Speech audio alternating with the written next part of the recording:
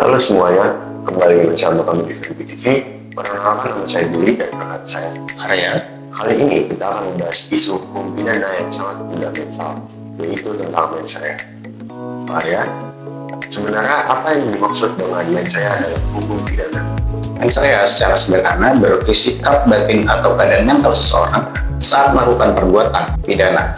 Dalam hukum pidana modern, seseorang tidak dapat dipidana hanya karena perbuatannya semata, tapi juga harus dibuktikan dengan adanya kesalahan batin seperti niat, kesengajaan, atau kelalaian.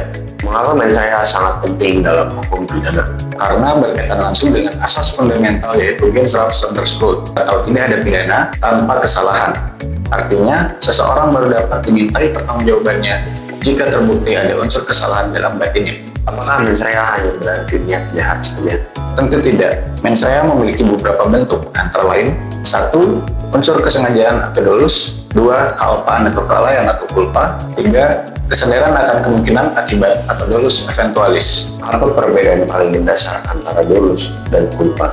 Dolus berarti pelaku memang menghendaki atau menyadari akibat perbuatannya, sedangkan culpa berarti akibat terjadi karena kelalaian, kurang kehati-hatian, atau tidak memperkirakan risiko. Bagaimana cara hakim membuktikan mens rea yang sifatnya abstrak? Hakim menilainya dari fakta objektif seperti 1. Alat yang digunakan, 2. Cara melakukan perbuatan, 3. Motif dan latar belakang, 4. Perilaku sebelum dan sesudah kejadian. Dalam KUHP baru Indonesia, apakah konsep mens rea tetap dipakai?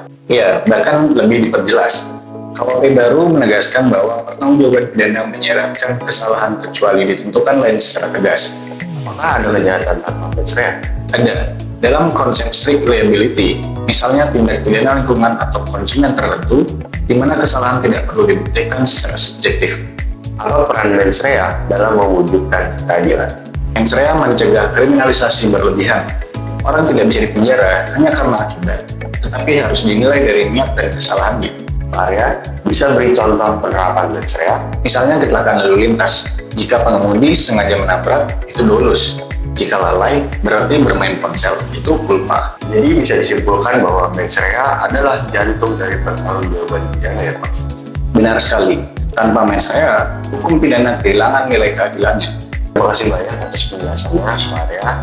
Jangan lupa jika Anda ingin konsultasi lebih lanjut mengenai persoalan hukum, bisa melalui www.filmbilang.com atau www.konsultasihukum.co.id. Sekian, terima kasih.